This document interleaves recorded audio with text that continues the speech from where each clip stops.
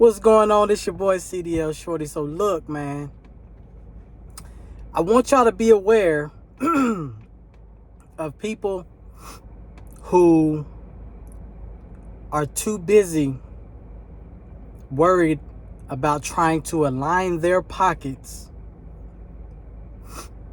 for their own greater good,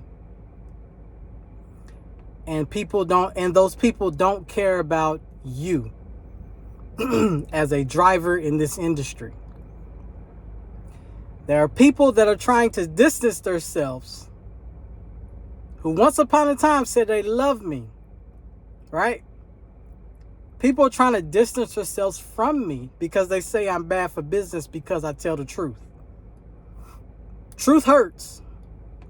But those same people are trying to align their pockets with other people in the industry that may do good in the industry. But guess what? They don't have a CDL. Or they may have a CDL, but they're out driving box trucks. They're out driving hot shots. Why do you have a CDL if you're just going to go and do a box truck, if you're just going to go and do a hot shot? You wasted your time, you wasted the school's time, and you wasted the instructor's time. If all you're going to do is just drive box trucks or just drive hot shots. Since when did it become cool to take the easy way out in life? So yes, there are people out there that are trying to distance themselves from CDL Shorty. They care about their sponsors. They care about the people who they're in business with more than they care about you, the student or the driver that's driving that truck. See, what I'm doing is I'm telling the truth, and the truth hurts. And you have to break down barriers. We got to burn this thing all the way down to the ground, and then we got to rebuild. And what I mean by that is, one person who won't talk to me anymore, they're in bed with Volvo. I used to haul for Volvo. Well, I used to haul for D.M. Bowman. They will haul a lot of Volvo parts and Volvo frames up to the Volvo plant in Dublin, Virginia. But my thing is, y'all building all these nice, pretty Volvo trucks, Kenworth trucks, nice, pretty new 2023s, 2024s, 2025s, 2026, beautiful trucks. Where you gonna park them at? Where can drivers park them at without being harassed, without being towed, without getting the new boot that they put on the window so drivers can't leave? Where are we gonna park those big beautiful trucks that just came off the manufacturer's line? Where are we gonna park them at? White truck stops, Pilot, Flying J's, and TAs and everybody else got 50 reserved parking spots at the front of the truck stop. Raping drivers. Why? So there's some people out there that say that I'm bad for business because I care enough about y'all to tell y'all the truth than to let it slide under the rug because I'm in partnership with so-and-so.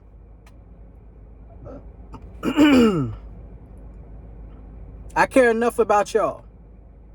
You know, when I was working for these trucking schools, you would have recruiters like Swift, Warner, Snyder, Stevens come in and flat out lie to the students. Just lie. I know it's a lie. I've been in the industry since 2015.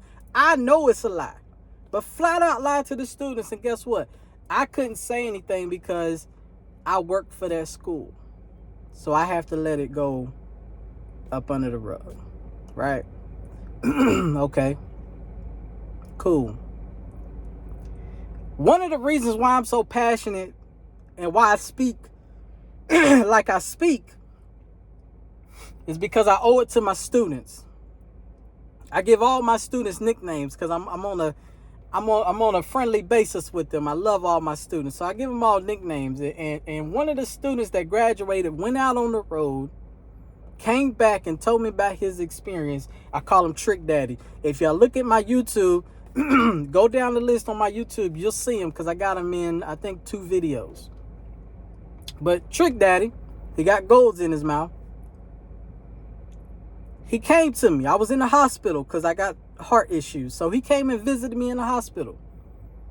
I asked him, we was talking, and I asked him, I said, man, tell me about your experience. He went to U.S. Express. Tell me about your experience. He was upset with me. In a friendly way, but he was upset with me. I said, why? What's up? He said, nah, man, y'all didn't keep it real with us at school, man. Y'all didn't tell us that these companies gonna get us out here and do us any kind of way with pay and with training, and they gonna dog us out, man. Why y'all don't keep it real with us in school? And I'm basically trying to play the company role. Man, well, it's gonna be all right. Nah, he checked me right then and there while I was in the hospital bed. He said, nah, man, I'm your homeboy, I'm your partner. He said, you should have kept it real with me, man. What it is trucking schools, right? Whenever you get a sponsor with whatever business, whether you're in the trucking industry, banking, in whatever business you're in, when you get sponsors run your corporation. They pay you to say certain things, to do certain things that are not necessarily the truth and are for the betterment of the people and the customer in your facility. So in the trucking industry, in the school setting, you have Warner, Snyder, Swift, Stevens. They dictate. At one of the schools I was working for, I'm not going to say the name, but one of the schools that I was working for, I was an actual instructor there. It wasn't the school that started with a C. It was not the school that started with a C. It was the other school. They had sponsors. Swift was a big sponsor. Stevens, Snyder was a big sponsor. Right? And what I mean by sponsor is they would send students to their school to get the CDL. So what happens is, first of all, if you sign up with any of these mega carriers like that, what they do is they don't even tell the student that, hey, you can't even do manual. You got to do automatic. So the student doesn't find out till they get there. Right? And the instructor doesn't find out either until they get there. Then after that, what the sponsors, Swift, Snyder, Stevens, would tell the school is, don't worry about teaching them everything. Don't worry about it. I just need y'all to concentrate on getting them their CDL. We'll take care of the rest. When they graduate, we'll send them out with a trainer. And they still probably don't get trained. So then they put them on a fast track timeline, a 3 to 4 week timeline. But guess what? If you're a student that's paying cash, unbeknownst to you, you get put on that same timeline. You get put on the same timeline and you get fast tracked the same way they do, because Swift, Snyder, Stevens, and all these other ones are putting up big money. 50,000, 100,000. They donating trucks and trailers, equipment to these schools. It's called a contract. So that's why you get treated bad when you go to trucking schools. I keep it real because I care about y'all, because I got checked by my student and I got to do right by y'all. There are people out there that are saying that I'm bad for business because they're worried about aligning their pockets. Some of it hurt. It did. Because y'all know CDL Shorty don't do wrong by nobody. If I called you out and you're offended, then guess what? You're doing wrong. You're wrong. The truth hurts. You just don't want to look at yourself in the mirror. I don't get personal. I just talk about trucking. I just talk about a CDL. I don't get personal. Because that's what you do in your personal life and all that. That's your business. I don't do that. That ain't how I roll. I just talk about a CDL. If you're selling courses, don't have a CDL, you're wrong. If you're in this industry, don't have a CDL, you're wrong. Because the reason why you're wrong, right? Because dispatchers go to college. They get a degree in computer communications.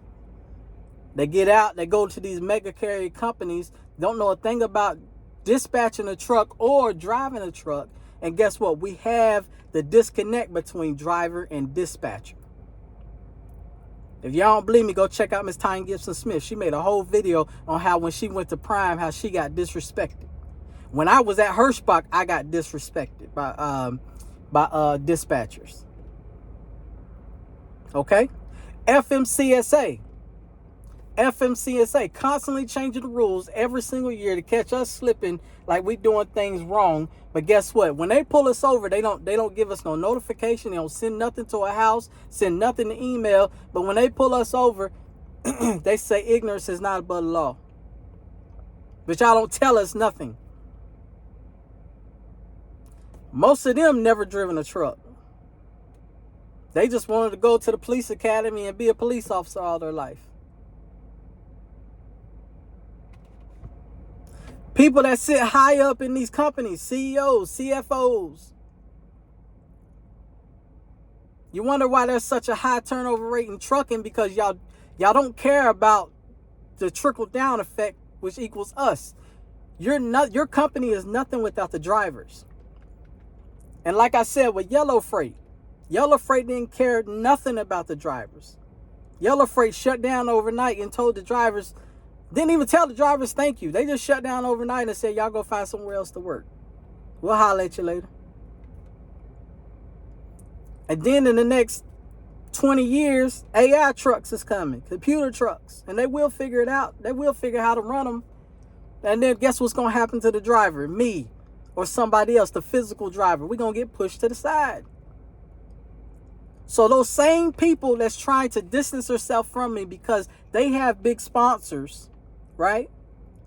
That are affiliated with all these AI trucks and affiliated with all these rules and regulations and stuff like that. They're worried about their feelings. They're not worried about you. And I'll go as far as to say one name out that really kind of hurt me. Because I ain't did nothing to this man. I uplift this man. But Mr. Larry Cawthorn, that man won't talk to me no more. We talked a few times. He won't talk to me no more. He secretly unfollowed me on YouTube and Instagram. And I called him out for it last night. Jumped in his DM. And he still leave me on scene. He still won't talk to me. I ain't did not one thing bad to this man. I ain't said this man name, nothing. I uplift him. I love his comedy, all of that. But no. I rubbed some people that he rolled with the wrong way. Now I'm bad for business. Well, that's cool. You can sell your soul. I'm not going to sell my soul. Ain't going to happen. These are the same people that when Colin Kaepernick took a knee to try to stand up for what's right, these are probably the same people that wouldn't go across that picket line. Because guess what? It's a big paycheck on the other side of that picket line. On this side of the picket line. But if you step across, if you get out of line, you got to take them lashes on the back. And I'm willing to take them lashes, and they not. They not. So you got people out there that think that they are bigger than what they are, and they're not. What social media has done is gave people the big head. The big head. People that's ordinary people. People that a few years ago you could walk up to and talk to, have a conversation with. But now that they got a big following on social media, now they think in their mind they're celebrities. And you're not. I hate to burst your bubble, but you're not. And I'm not talking to just him. I'm talking to anybody who's got the big head. See, one thing about me, yes, I do have a big platform, and I give all praise due to the universal God. But I want my platform to get even bigger. And when it does, and even though it's at where it's at right now, guess what? I'm still the same person. You can reach out to me. You can talk to me. I'm going to have a conversation with you. I'm going to be there for you no matter what. And even when I get bigger, superstar status, I'm going to hire someone. And guess what? Their only job is going to be to make sure, I don't care how big or small it is, hey, if somebody wants to talk to me, get a hold to me, you better make sure I get that. And if you don't, then yes, I do have to part ways with you. Because I am nobody without y'all. I'm nobody without y'all. And see, that's what these people need to realize. No, they get on social media, get a little following. Now they got the big head, and now they just don't want to talk. And, it's crazy. People are crazy. They really think that they Beyonce status, Jay-Z status. No, you need to cool yourself down because you ain't hot shit like that.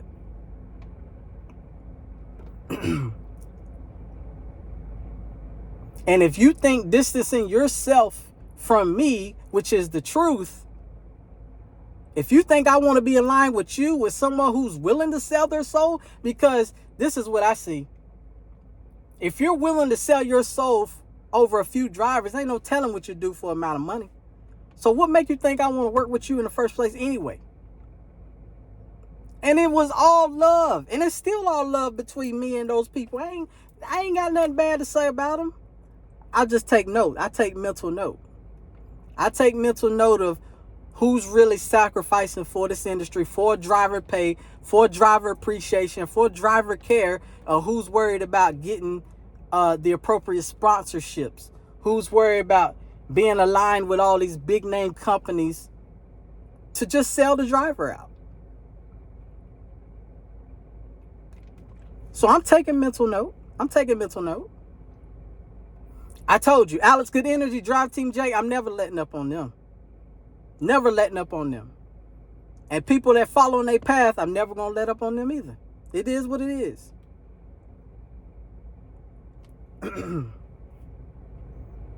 But if you want to distance yourself from CDL Shorty because he's doing nothing but telling the truth, the people that's offended know why they're offended. I'm not talking about nobody's kids, nobody's family. I'm not getting personal with nobody because I don't do that. I'm talking about you're not having a CDL, but you're in this industry and you're doing wrong by drivers. That's all I'm talking about. And if you get offended, then hey, like I say, let the chips fall where they may. But I cannot sell my soul. We need to call people out for what it is. There are people on social media that are in cargo vans, that are in their cars, that are also in disability vans, transporting old folks around. There's people that have bought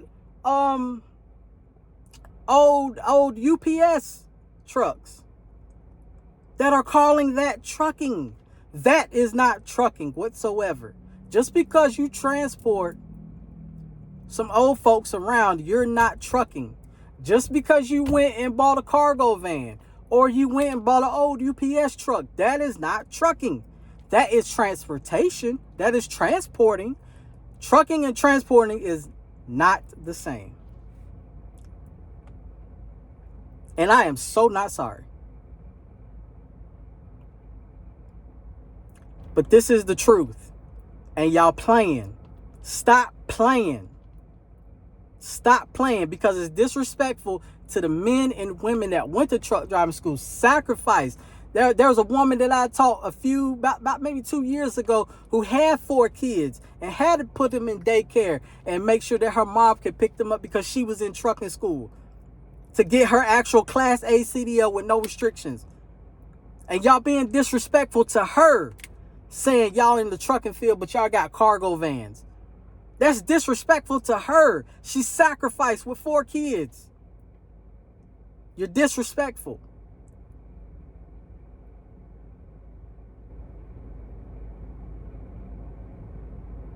You're disrespectful to me, who has a heart attack, that's died for this industry, that drinks smoothies now, that's about to go through a heart transplant. Sacrificed for this industry. You're disrespectful. But that's okay. If you want to remove yourself and distance yourself from CDL Shorty, that's okay. You can. You can. I'm fine with that. But just know, I take a mental note. Because at the end of the day, I love this industry. I care about this industry. And I love these students. And I care about these students. And I cannot sell my soul. So thank y'all for trucking with me.